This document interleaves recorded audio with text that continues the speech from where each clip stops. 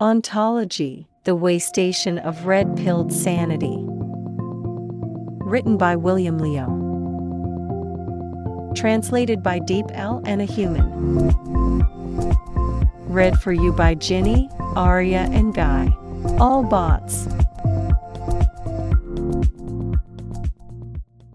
The Reshaping of the World Order After the First World War. Part 7.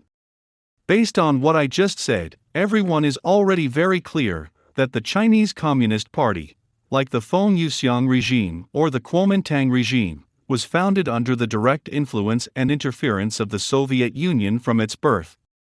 It was impossible for the party to be free of a strong pro-Soviet clique. People like Wang Ming, who openly challenged Mao Zedong with the support of the Soviet Union, were only one of them. In fact, Zhou Enlai, Deng Xiaoping, and most of the leaders and cadres of the Communist Party of China had strong Soviet connections. As early as in the era of France, let us not forget that France was the main bridgehead for Soviet intervention in Europe. A large number of Communist Party cadres studying in France had closer relations with the Soviet Union than with Mao Zedong. If Mao Zedong had decided to take independent diplomatic actions that were not conducive to the Soviet Union's international chess game in the early 1950s, before his wings were full, he would probably have shared the fate of other early leaders of the Communist Party. As soon as these early leaders showed the slightest signs of infidelity to the Soviet Union, they were politically, and even physically annihilated. As a cautious and shrewd politician, Mao did not take risks in this regard. I think, for his own sake, he was right.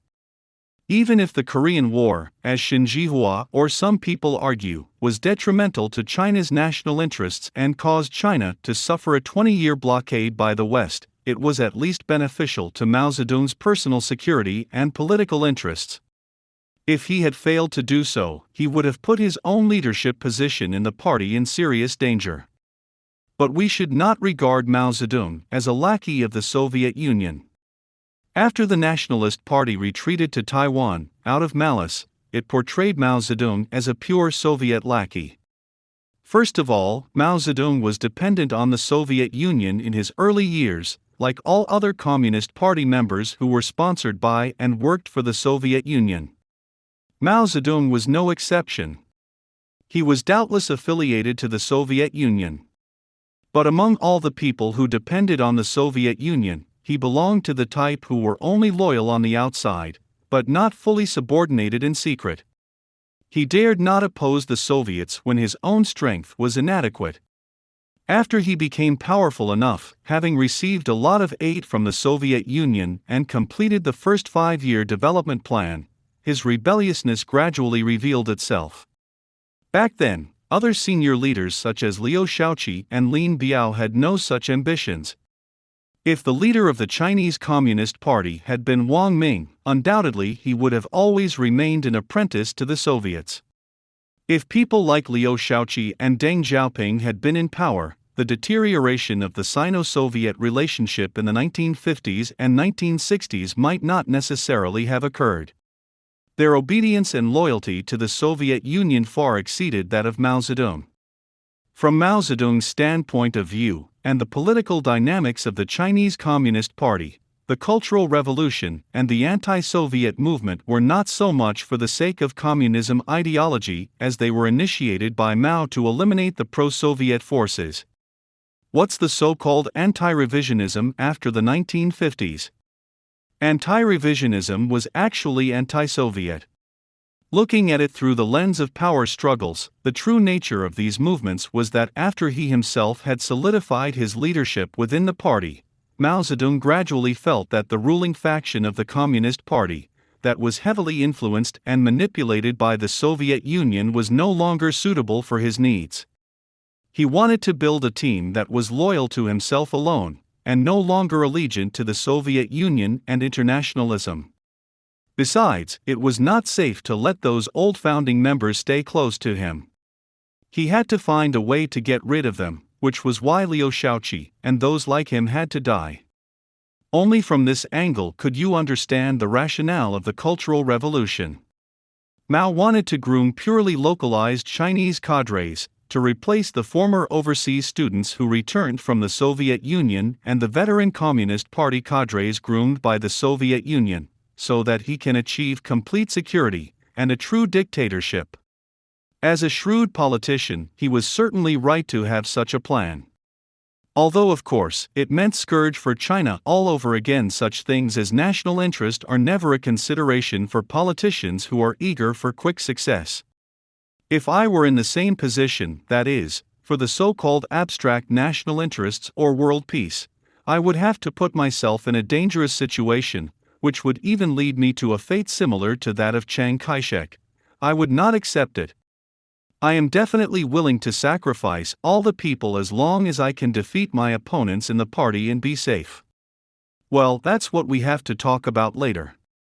In the period of the Korean War, Mao Zedong was in such a position that he had to demonstrate with enthusiasm that, I am loyal to the Soviet Union, I am devoted to the world revolution, and I am more faithful than Zhou Enlai, more reliable than Liu Shaoqi, and more committed than anyone else in the party. Internationally, I am more trustworthy than the Workers' Party of Korea, more dependable than Ho Chi Minh, and more obedient to Stalin than all other leaders of the communist parties. In this way, his status in China and within the international communist community could be sufficiently consolidated. In order to substantiate this facade of fidelity, participation in the Korean War was a must. Although the sacrifices of the Korean War were colossal, it had at least gained the return of Lushuan port, which was something the Soviet Union absolutely refused to give back to Chiang Kai-shek, and the first 5-year construction plan. In the eyes of the Soviet Union, China was, without doubt, a Judas. In the 1920s and 1930s, in order to subvert China, the Soviet Union had already tightened its belt and starved its own people to death. In the 1950s, to aid China, it went further because China was not an Eastern European country. The Soviets took to robbery and ransacking in East Germany. Germany was in itself a highly industrialized country where the Soviets found a lot to take away from and made a huge fortune. But China was different. Most of China was very backward.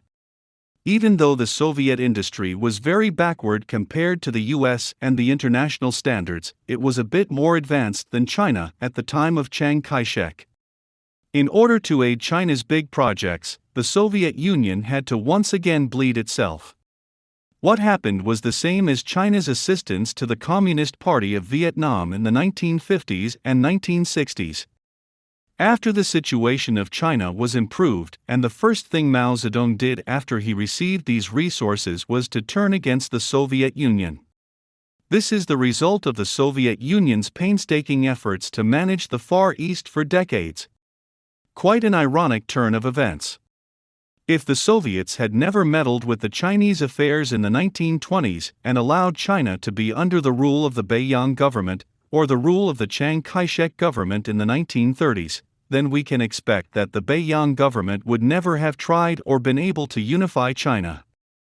Even if the Chiang Kai-shek government did have such an ambition, its ability to unify China was not much stronger than the current Burmese military government. China would definitely have been a divided land. Maybe the southeast area will gradually become a country like Malaysia or Thailand, but there would definitely be a large number of divided regions in the interior, which would be enough to ensure the hegemony of the Soviet Union in the Asian continent. But precisely because it supported the Chinese Communist Party to overthrow the Beiyang government and the nationalist government and achieve China's reunification, it instead created a terrible and powerful enemy on its eastern border.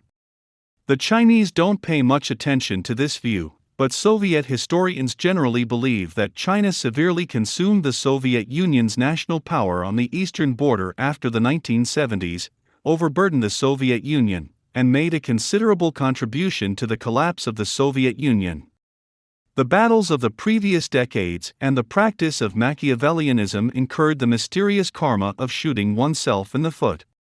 So in this sense, the victory and defeat of international politics are really hard to say.